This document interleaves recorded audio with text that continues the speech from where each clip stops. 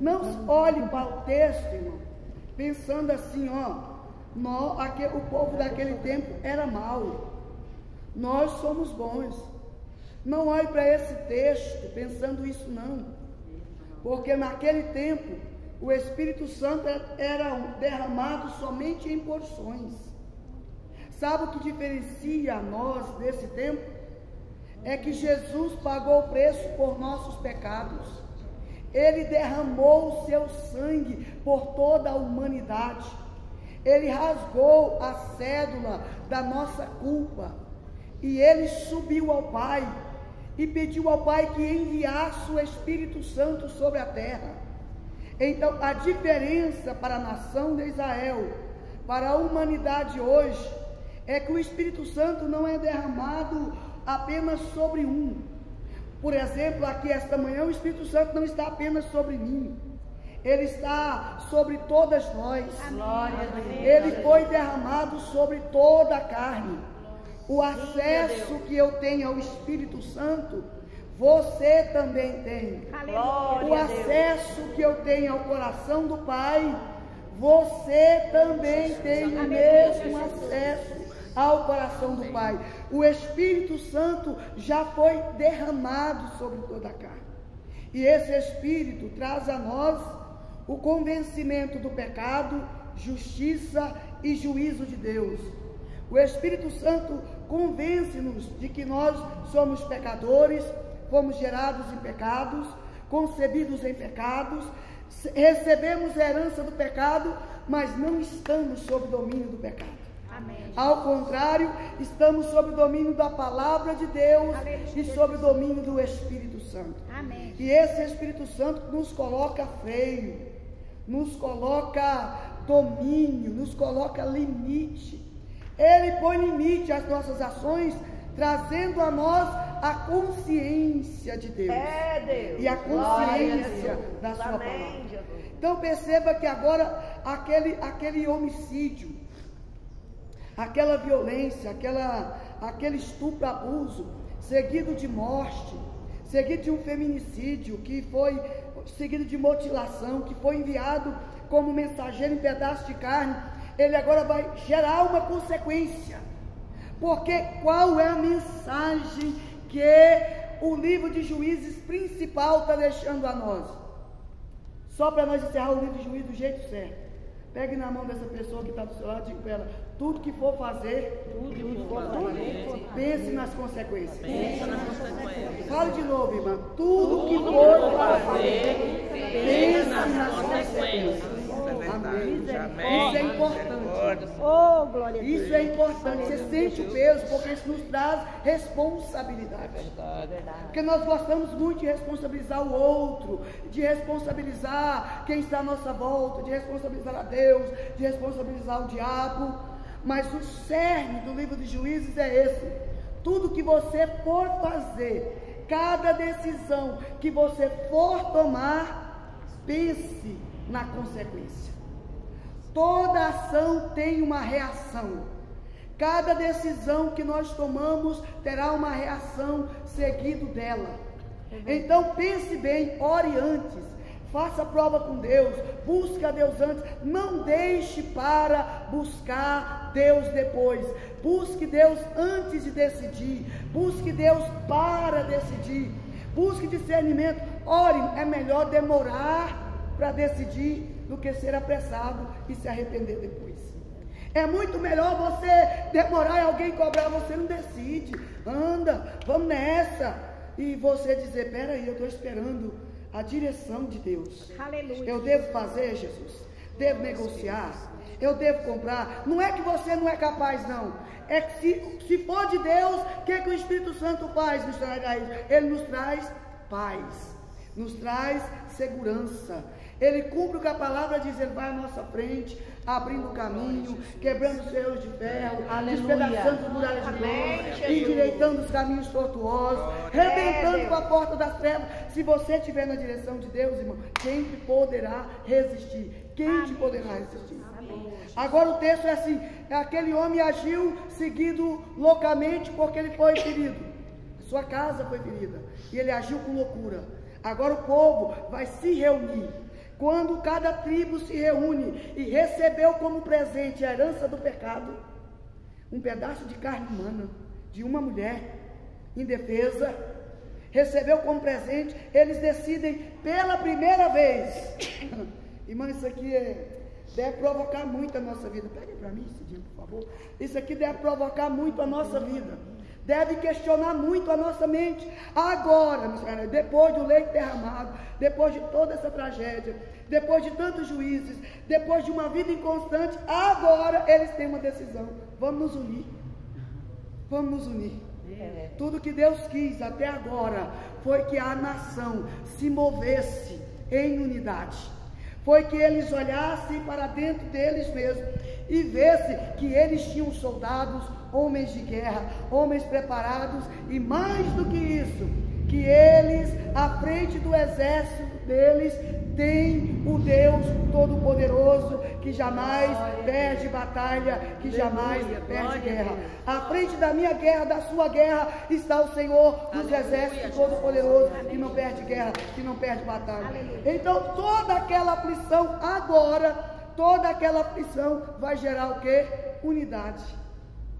Eles vão ficar tão aterrados, tão assombrados, não é para menos, tão aterrorizados com aquilo que aconteceu, que eles vão pela primeira vez lembrar: nós não somos apenas tribos divididas, conquistando a sua própria terra, nós somos o povo de Deus.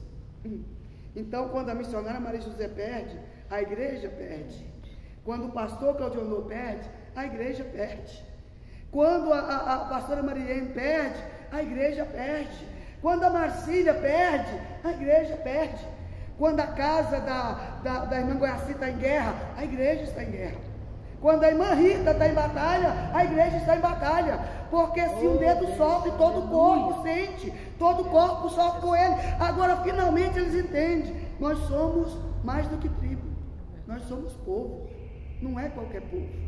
Nós somos o povo de Deus, a nação de Deus, glória a Deus, de aleluia. Ontem, irmãs, quando eu estava ali orando naquela casa, Deus abriu meu entendimento. Eu cheguei lá em casa, foi que eu fui curada, que eu vim uma semana praticamente acamada, assim, desde que eu preguei em Palmeirópolis, enfrentei uma batalha espiritual e sentindo dores que o médico não descobre.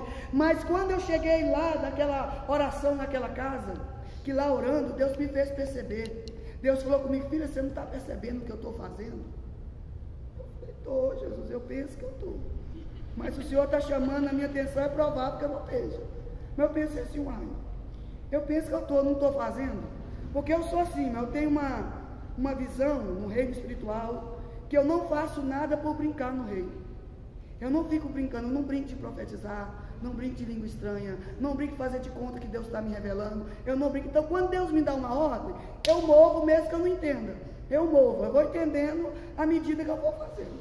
Ele vai me fazendo entender. Aí o Senhor me trouxe a mente: nós vamos orar na próxima casa que nós for. Ele falou comigo quando eu estava saindo de lá, entrando no carro: você não percebeu que mais do que alcançar uma casa, eu quero alcançar no setor? Eu falei: é mesmo, Senhor. Você não percebeu que eu estou fazendo com que a minha igreja sitie a cidade de Botucatu? Glória a Deus, aleluia. Eu quero promover um grande livramento dentro dessa glória cidade. a Deus. Eu quero promover salvação. Oh, Deus maravilhoso. Você não percebeu que essa cidade está vivendo um período de dureza para que não haja salvação? Você não sabe que é nas esquinas, nas encruzilhadas, que são feitas oferendas, e que essa cidade tem vivido um peso espiritual grande, que os comércios estão enfrentando guerra? Você não percebeu? Eu falei: uai, Jesus, assim, não tudo, né? Eu fiquei conversando com Jesus e ele dizendo: na próxima casa que tu entrar, a próxima igreja que tu entrar, lembra de levantar a mão e orar pelo setor. Porque eu não estou levando vocês só em casa, eu estou levando em setores. Eu estou levando para conquistar território. Eu estou movendo a minha igreja para conquistar território. E onde vocês pisarem, o inimigo que está dominando aquele território terá que sair. Aquele espírito terá que sair, porque a minha igreja chegou. Glória a Deus. Esse é o poder da unidade. Glória a Deus. Esse é o poder da unidade. Todos eles vão se levantar contra a tribo de Benjamim, e eu vou estar aqui segunda para nós encerrar o capítulo 21. Eu vou estar aqui segundo para nós encerrar o capítulo 21. Escutem, irmão, todos eles se juntaram. Mas quem era que cometeu aquele homicídio, aquela tragédia? Um da tribo de Benjamim, os homens da tribo de Benjamim, estavam em Gibeá. Agora, como lutar e destruir alguém que é do meu corpo? Então, o que eles fazem? Se ajuntam, prepara comida, define trabalhos, define tarefas, escolhe equipe, separa quem vai trabalhar para adquirir comida, quem vai carregar a espada. Eles dividem o pelotão, determina a missão e diz: agora nós vamos contra Benjamim, que é uma tribo da nação de Israel. Mandou mensageiro para eles dizendo: entrega-nos os criminosos. Nós não queremos lutar contra vocês. Entrega-nos esses que estão aí, que cometeu essa barbárie. Nos entrega os criminosos. O que eles fizeram? Nós não entregamos ninguém. Olha essa vianda que está bonita. Nós não entregamos ninguém. Irmão, olha que interessante. Olha isso aqui, eu já vou orar. Preste atenção. Nós não entregamos, nós preferimos ir à guerra. Nós vamos guerrear. Porque Benjamim é uma tribo forte, fortalecida, que tem um grande exército. Ela prefere proteger o pecador e lutar para matar os seus irmãos do que entregar os seus criminosos. Preste atenção nisso, irmão. Todas as vezes que nós protegemos aquilo que não deveríamos proteger, nós colocamos a nossa casa em tragédia, porque de um jeito ou de outro, entregando ou não entregando, Deus vai tratar com aquele que está em pecado. Jesus. Entregando ou não entregando, Deus vai tratar com aquele que está em pecado. Todas as vezes que a igreja se omite, que a gente se omite, que a casa se omite, que a esposa se omite, que o marido se omite, para dizer assim: não, eu prefiro entrar em guerra do que tratar. Quantas casas não estão em guerra? Porque a mãe, ao invés de resolver tratar o pecado, fica cuidando do ursinho carinhoso, né? Zelando aquele pecado, tendo uma paciência, protelando, ao invés de travar uma batalha no mundo espiritual, de entrar em oração. Muitas vezes gerar conflito mesmo, porque precisa alguns conflitos serem gerados, a fim de que o pecado seja vencido.